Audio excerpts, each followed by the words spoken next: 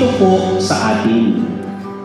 Pag sinabing dito po sa atin, ayon kay Mel Bamagay, sa kanyang aklat na isinulat noong 2002, sabi niya, pagka binabanggit yung katagaan na dito po sa atin, hindi ito pag-angkin ng teritoryo, kundi pagpapakilala sa pinaghuhugutan ng kabuluhan, katatagan ng loob, at katiwasayan ng isip.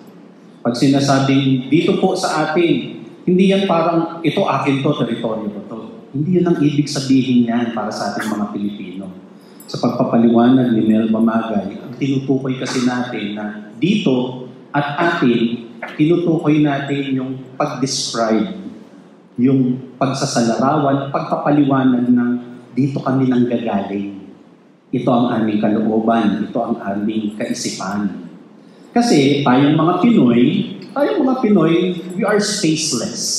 At yan ay tinalakay na natin ng mga nakaraan.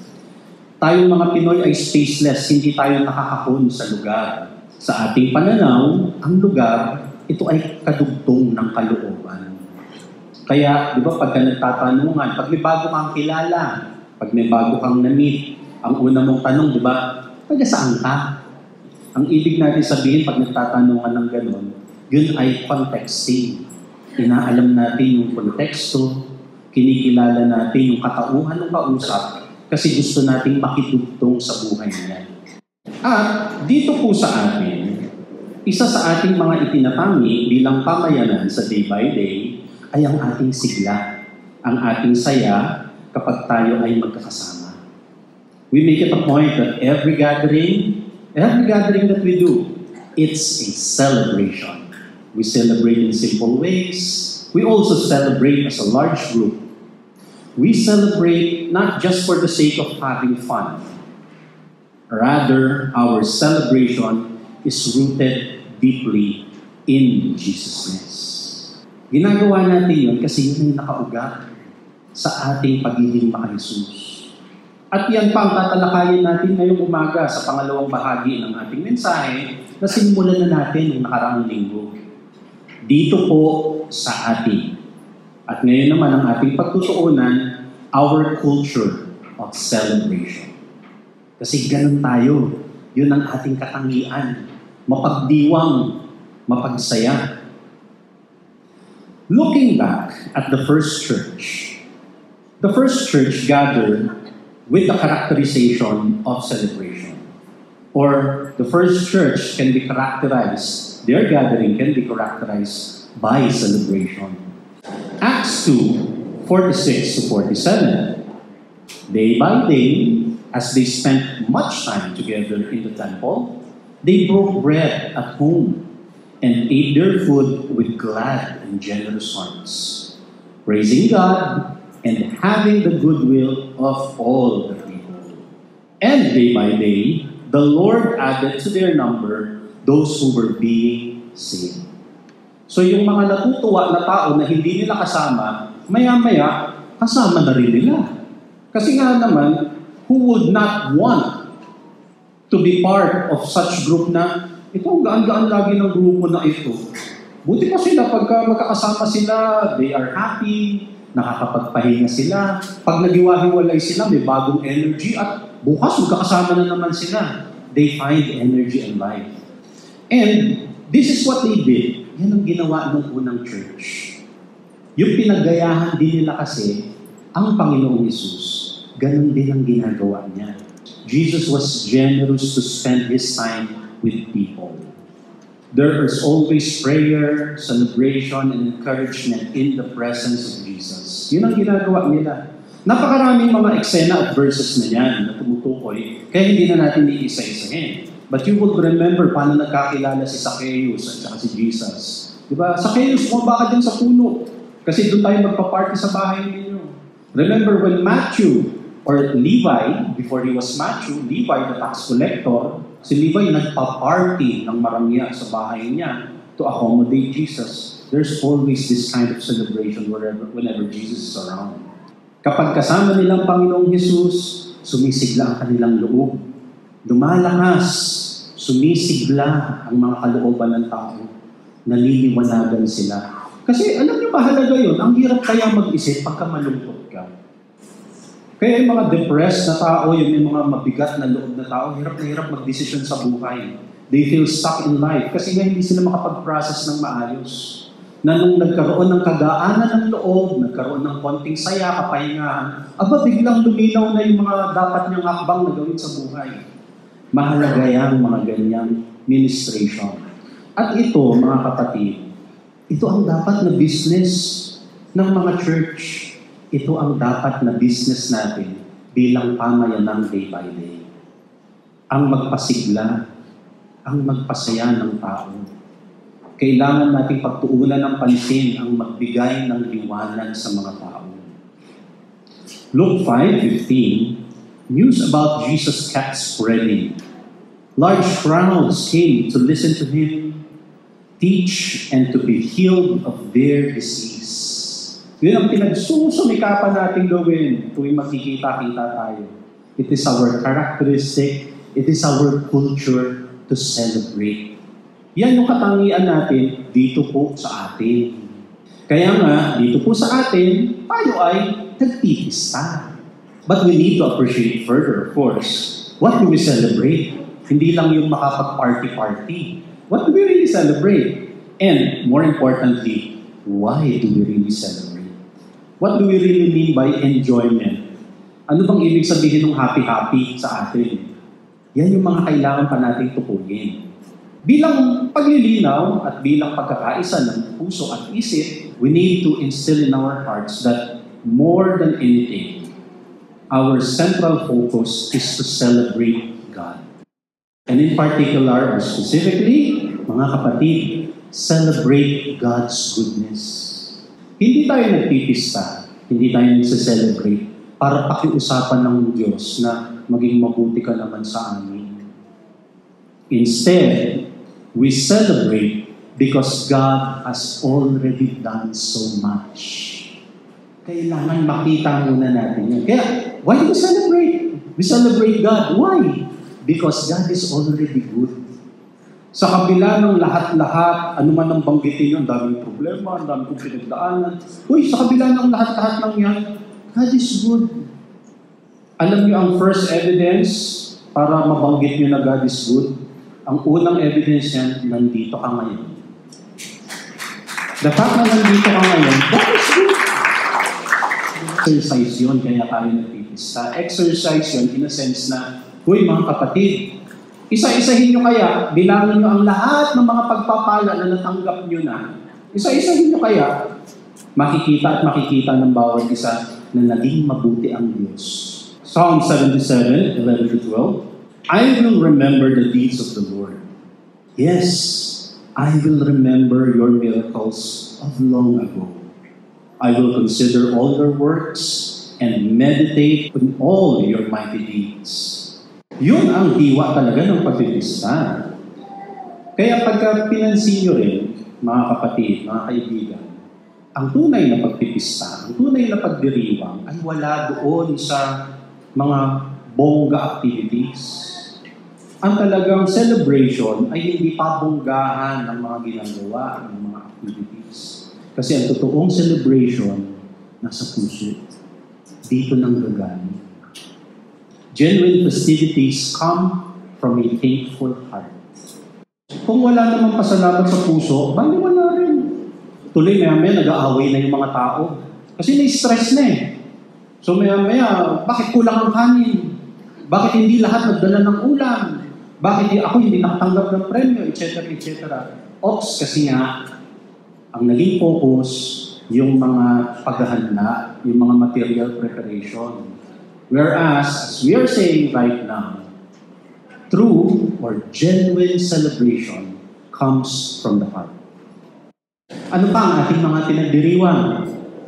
We celebrate togetherness. Pinagdiriwang natin yun. Praise the Lord, magkakasama tayo. I am sincerely glad na magkakasama tayo. Praise God. Praise God and be glad for fellow seekers. Thank God, may kasama kang naghahanap ng liwanag sa buhay. Kailangan natin ng kasama na nakakapagpatalino. Yung hindi naman puro sad news yung usapan, hindi naman puro issue yung usapan. Pero masarap yung meron kang kausap na So anong nabasa mo ngayon sa thesis ni ganito? Diba? Anong nabasa mo ngayon sa presentation sa forum ng mga intergalactic planetary na usapan sa ganyan? So, nakakapagpatalino. Or at the very least, diba? Anong mga bagong business ideas ang napag-isipan ninyo? Ano ang mga latest sa profession ng engineering or ng chemistry? Diba? Yung nakakapagpatalino. Proverbs 27:17, as iron sharpens iron, so one person sharpens another. Siguraduhin na yung kasama nyo nakakapagpatalas ng inyong mga isip. Napasalamatan nyo na ba yung mga kasama nyo lagi dito sa church? Napasalamatan nyo na ba yung lagi yung nakakasalubong, lagi yung kapatian, kasabay yung kumain, or kahit kasabay nyo lagi sa elevator kasi sabay kayo dumarating? Hindi pasalamat nila ba sa Diyos yun? Magpasalamat nyo siya ngayon. Thank the Lord for that person. Kung wala, imagine niyo ang buhay kung wala. Magpasalamat. Magpasalamat na may nakakadama sa iyo tuwing nanghihina ka. May nakakadama sa iyo. May nakikisaya rin sa iyo pagka masaya pa. Pagpasalamat niyo. At magpasalamat mga kapatid tuwing merong nagtutulak sa inyo na magpakabuti. Kasi mas marami yata ang nagtutulak sa mga tao magpakasama. So yung mga bilang sa daliri, o sana nga mas marami sa bilang sa daliri, pag merong mga taong ganun sa paligid ninyo, meron sa buhay ninyo na nagtutulak sa inyo na magpakabuti, pagpasalamat niyo. At pasalamatan niyo siya. Take that person. Mabuti at hinihimok-himok ka na, pumunta tayo sa church, late night, basta pumunta tayo. Hebrews 10:24, we should think about each other to see how we can encourage each other, to show love and do good works. Also, in view of celebrating togetherness, praise the Lord and be glad for friendships and meaningful relationship inside the church. Ito medyo katangi-tangi kasi alam niyo sa church, sa ating pamayanan, sa ating kapatirang day by day, may mga naging higit na sa magkapatid sa loob ng church. Yung mga naging mga kabalikat ko na ito, mula-mula, na-develop yung aming pagkakaibigan. Higit na sa magkapatid, yung turingan ninyo over the years. May mga nagdugtong na ng mga pamilya sa loob ng ating pamayanan. Kasi literal na nagdugtong, kasi yung anak niya naging asawa na ng anak neto, yung pamangkin neto ay naging nobyo o nobya, etc. Ito, inaanak sa kasal, or inaanak sa ninong at ninang. So, nagdugtong-dugtong na yung buhay. And thank the Lord for that. Thank the Lord for meaningful relationship. Proverbs 17:17, a friend loves at all times, and a brother or a sister, they are born for a time of adversity. Meron kang ka-close, oo. Pero meron kang mga naging higit pa sa kapatid dahil marami na kayong pinagdaanan. Sabi nga ng commercial ng brand, iba ang may pinagsamahan. Di ba? Hulaan nyo na lang kung anong brand yung sinasabi ko. Meron yata ng mamaya kasi pista. And also, what do we celebrate? Why do we celebrate? We celebrate God's redemption through Jesus. Marami nga nagtatanong hanggang ngayon, hindi po ba, parang ang turo sa amin, masama magpista? Di ba masama po yung mga fiesta? Di po ba dapat dahil Christian na tayo, wala nang fiesta sa mga Christians? May point naman yung tanong. Ano yung point niya? Kasi it's good to be critical na hindi kasi lahat ng pista ay tama.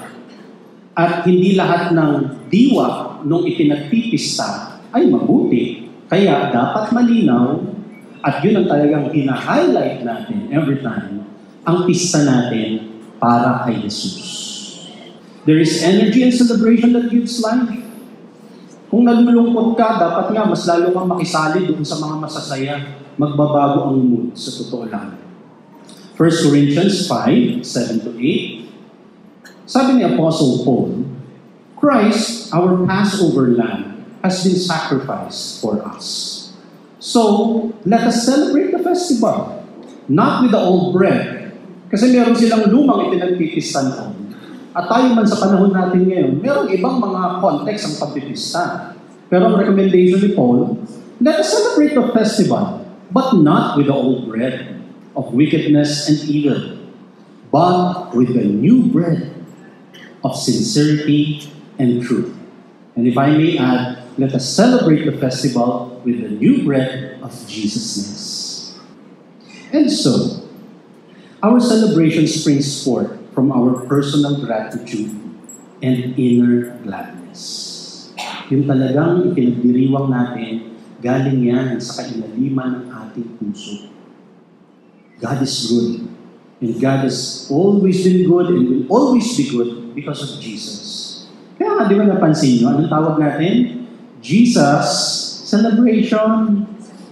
Di ba? Hindi yan pa-cute lang, kaya gano'n ang tawag. Malalim ang ibig sabihin yung pinag-isipan yun kaya. Kaya yun ang tawag natin, Jesus celebration. Kasi talagang may pinag-uugatan siya.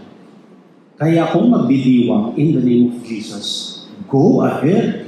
Itodo ang pagdiriwang. Yun kasiyahan kasi natin ay reflection ng ating saya ng kalooban galing sa Panginoon Jesus. Masaya na tayo, kaya merong handaan. Hindi issue sa atin ang mag-celebrate in simple ways. Again, kahit pandesal, saka mantikilya, ang saya-saya ng mga tao. Minsan dumadating ako, kala ko kung anong meron, yung pala nagpapandesal lang sila. At lalo pag liver spread ang palaman. Ibang escalation na ng saya yun. Kita mo yung kasimplihan ng masayahan ng mga tao dito. Kasi nga, our happiness, our gladness is from inside the heart. Ang tunay na pinagdiriwang natin, ang diwa na pinagmumula ng ating pista, ay ang ating pagsasama-sama sa pangalan ng Panginoon Jesus. Basta magkakasama, pista yun, celebration yun. Jesus celebration yun. 1 Thessalonians 5:16-18. Rejoice always. Pray continually. Give thanks in all circumstances. For this is God's will for you in Christ Jesus. Kahit anong sitwasyon sa buhay, give thanks kasi meron at meron kang ipagpapasalamat. Ang dami-dami nyo nang tinanggap. Ang dami-dami na nating nasaksihan na pagpapala. And you know what? Wait, there's more. Marami pang darating. Marami pang darating. Hindi pa tapos ang Diyos. Hindi pa tapos ang Diyos para pagpalain tayo. Ang dami-dami pa niyang gagawin. Kaya, for now, today, right here, right now, be present, right? Because Psalms 118, verse 24, this is the day the Lord has made. Let us rejoice and be happy today. Today, habang magkakasama tayo, habang katabi niyo yung katabi niyo, habang katawanan niyo yung kasama niyo tumawa ngayon, yes, celebrate. Feel the energy of celebration because God is good. Pasalamatan natin ng Diyos para sa bawat isa. Magdiwang. Yes, magdiwang ng gusto bilang pamayanan. Ipagdiwang ang ating pamayanan. Ipagpista ang Panginoong Yesus. In Jesus' name.